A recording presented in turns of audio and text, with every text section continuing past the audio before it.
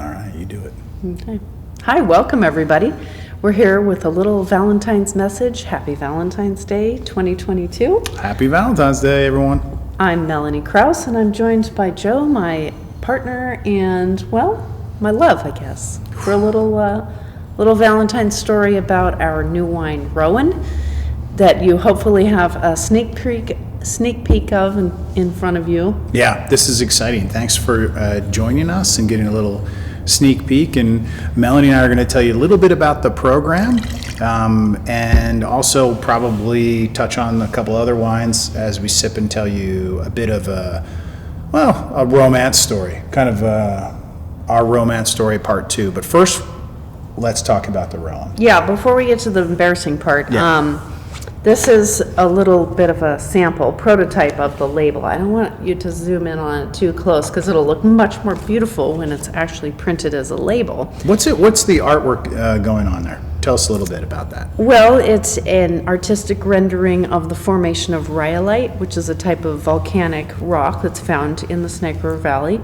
I believe it's a volcanic rock that was originally granite, which is a little bit more unusual than like basalt. And it looks a little bit violent and explosive, and yet also textured and very complex. Yeah. And that is reminiscent of our sun, who, though complex, can erupt occasionally in somewhat of a violent manner. True. Well, but Rowen is what we're having right now. What everyone is enjoying is a Rhone-based red wine, and you've been in love with Rhones for a long time. In fact, our first vintage in 2006, the first Cinder vintage, you made 2 barrels of Syrah. Syrah is a Rhone variety. Tell us about the Rhone varieties and why you enjoy working with them so much. well, I love Syrah. It's my favorite wine probably to make. But there's other Rhone red varieties like Mourvèdre has been really intriguing. We've been making some amount of Mourvèdre for a long time. And it's a beautiful wine, seems to grow incredibly well here in the Snake River Valley and do really well in terms of being reliable and surviving fairly cold winters and so forth. So that's been fun, and Cinsault is something that we've been making as a rosé, but also makes a really fun red wine, beautiful aromas, great texture, but it's a strangely pale wine. So it's kind of a strange wine to just make into a red wine and bottle it by itself, but it's going to be a wonderful player in this blend, I think. And then we have, for the first time, our some Grenache to play with, which we have not had that planted before. So we're able to make this wine. I've been conceiving of it ever since we made the Valentina, which is named after my daughter.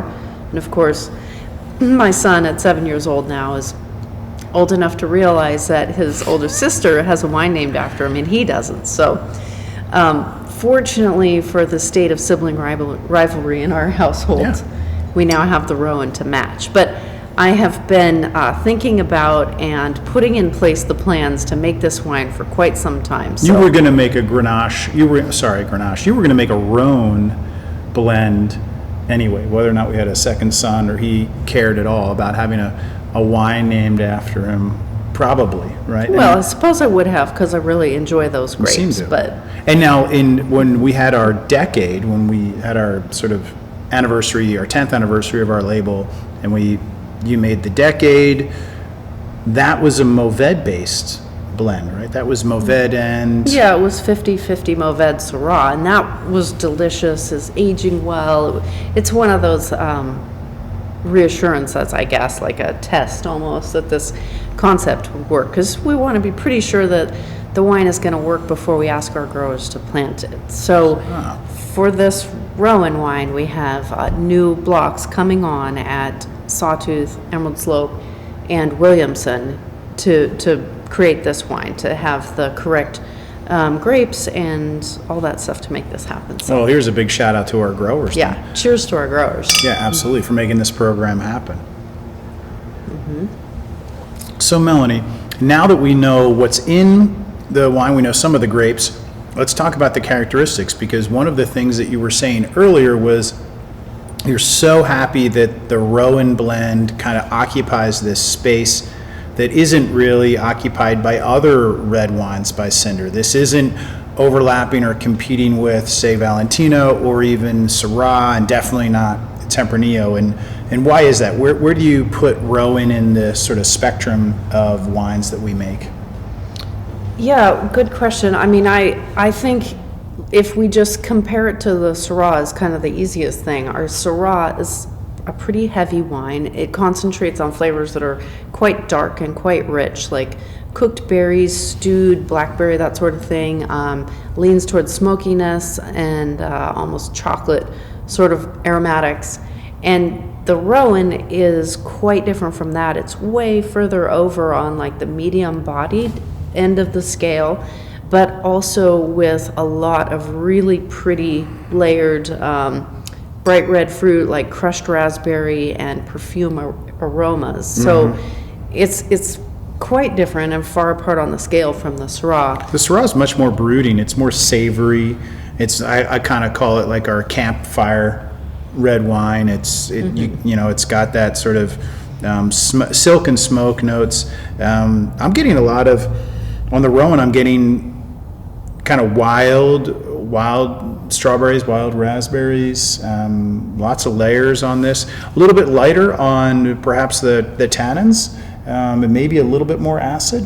What do you think about that? Yeah, I think that's true. And honestly, now that I'm sitting here tasting these wines, I think maybe a little more close stylistically to the Valentina, actually, rather than the Syrah. So our Valentina fans will probably really like this. It's brighter fruit, which is exciting. And a little more layered and a little, even though it's named after my son, it's a little more pretty. It's like a... Well, he's a handsome dude. Oh, he's handsome, yes. Yeah, absolutely. And we can talk about arranged marriages later, folks. That's cinderwines.com. I'm enjoying it. I hope everybody else is back home. I'm sure that the excitement kind of builds around a new wine coming out. Were you nervous at all? I guess you had played with Mourvedre already, so you were pretty confident of what you could blend. Did you ever make a Rhone blend in Washington? Well, yes. At Chateau Ste. Michelle, we made a Rhone Blend. This is a secret. She didn't know I was going to ask this question in the video. But this is something I particularly remember about her early career, and I wonder was it Bob was working with you then? I wonder if Bob Berteau, way out there in the Ethernet, remembers this one. Tell us the story. Well, we had just a smattering of these varieties, like the Mourvedre, in our cellar at Chateau Ste. Michelle, and they got blended into the Syrah most years, and one year I brought the wines to our head winemaker, Bob Berteau, and I said, these are really beautiful. Is there any way we could do something with these for the wine club? And so in the end, we did end up making a wine out of them, and we called it Orpheline, like French for orphan, because they had been kind of lost varieties in the cellar. Melanie's Orphans. Yeah, I've nearly forgotten about that wine, but for some reason, that always sticks in Joe's memory. So. Yeah, my girlfriend made her first wine. I mean, in some sort of artistic sense, you had at that point you had brought an idea together that they took all the way, which was really cool. Yeah, it was fun. Yeah. So I feel like I want to taste the Syrah next, because I'm barely getting. Even though this is Syrah predominant, I know when I go and taste the Syrah next, it's going to be smokier, it's going to be more savory. And we owe them at least a little bit, before we run out of time here, a little bit of a story about our romance. Well, this time last year, we told the beginnings of Cinder, which is kind of a love story, because Cinder wouldn't have happened if Joe and I hadn't fallen in love, and that was what led to me becoming a winemaker. That's right. And so we promised part 2 this year. So yeah, we promised. So we like to keep with our promises. And last year, the Intrepid duo they had the Pacific Ocean, had separated them. Melanie was teaching Chinese was teaching in China. She wasn't teaching Chinese. Definitely not. I was teaching English in China, and then I decided to call Joe up and ask him out again. It all worked see if out. he'd take me back. So I moved back to the Northwest and began my career as a winemaker because I needed to find a job in close to Joe. He was in Umatilla, Oregon. Gumatia, as the locals call it. Yeah, and I was concerned that that would be hard to find a job there, but in fact, Joe was living right near the Washington wine industry, and so that was what started off this whole winemaking adventure. Yeah, and we made amazing friends when we were there, and Melanie has, a lot to thank to some of her amazing mentors, like a Bob Berteau and a Ron Bonnell and a Kevin Corliss, go Cougs. And they set the stage for Melanie to be successful. But at about 5 years in, I got a job in Idaho, in Boise, Idaho, in your hometown, and with I said go. You did. You said go. Because Boise is an awesome, I took it. awesome We did place. we did the long distance relationship thing. It wasn't good. It was stressful.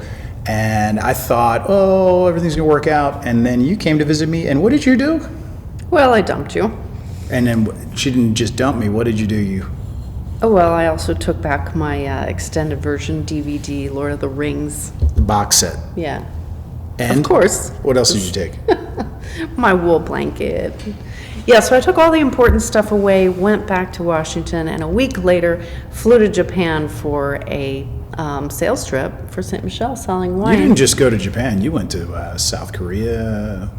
Well, you went to Japan first, and then you were going. Where else did you go? Then I went to South Korea and then to Taiwan. That's right. But when I got to Japan, I was checking in 1 week after I had dumped this guy, and the guy in the window, he slid in that little, the thingy in the little check-in windows. He slid a little note through, and I was incredibly confused because it was in Joe's handwriting. But you should fill us in on what happened in that week. Well, Melanie took the box set of Lord of the Rings, the best blanket I had, and dumped me. And so I formulated a plan. First off, I drank for about 24 hours. Then I woke up and said, I got a plan. And the plan was that I was going to make a statement and ask her to marry me, but I had to go to Japan and kind of surprise her when she was in Tokyo. So I called her mom, and her mom, Liddy Krause, liked me, and she said, oh yeah, well, this is the hotel she's staying at, and good luck. And so I called my brother. He said it was a great job, a great idea. He said, oh, let's do it. I called my buddy, Chris Brown. He said, it's either going to go one of two ways. It's either going to be the most romantic moment ever, or it's going to completely blow up in your face. So, after having encouraging words like that, I decided I'm going to do it. I got the time off. I called Micron and told him it was a family issue. It was. It was, turned out we made a family. And I flew over there. And I flew over there with the plan of arriving 24 hours beforehand and kind of getting a lay of the land. So I landed, and I have this tiny hotel room, and I go over to this other side of Tokyo, and I find Melanie's hotel, and I ask them, hey, is this the hotel Melanie Krause checks into tomorrow? And unfortunately, they said, no, Miss Krause checks in today, like in 2 hours. And I was like, oh bleep, because all my nice clothes are on the other side of the city, and I have red-eyed flight, Sweaty. disgusting. So I decided, well, I got to go get nice clothes, and I better find a ring. And you'd been rained on. Oh yeah, and it was raining. I got lost in Tokyo too.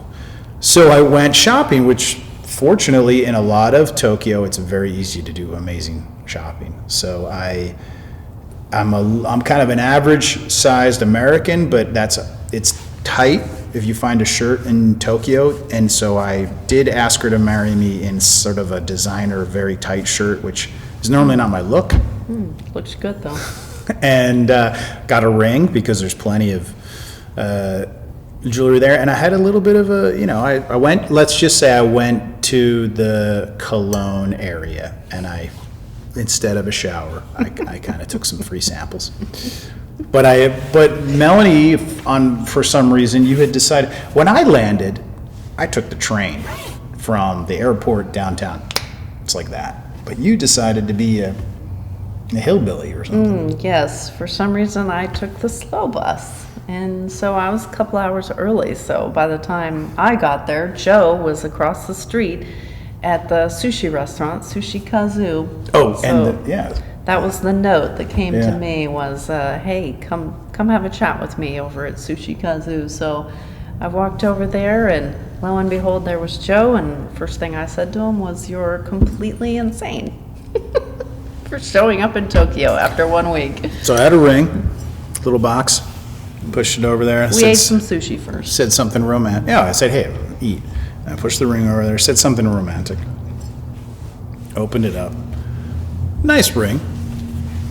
Will you marry me? And you said, Well, I said that, of course, it took me a long time, a lot of months crying over that decision. I'm not just going to change my mind based on one romantic gesture. So this isn't a no, but it's not a yes either. I don't remember that this isn't a no. She's trying to make herself look a little bit kinder on the internet. Anyway, it did come back over to me, and I was like, ooh. So, But we agreed to meet the next morning and continue the conversation. So, did we? yeah. Do we want to keep going No, I think we saved the rest for next year? next year. Leave it at a You've said cliffhanger. no to me, and I'm going back to my hotel room on the other side of Tokyo that's with this right. ring, Uh-huh. and But- you're going back to your hotel, and all of these people are drinking Rowen. That's right. All right, cheers. Happy We like that. Valentine's Day. Happy Valentine's folks. Day. We hope you're with someone you love, and if you're alone, then know that we love you. At least you have good wine. Yeah, cheers. Cheers.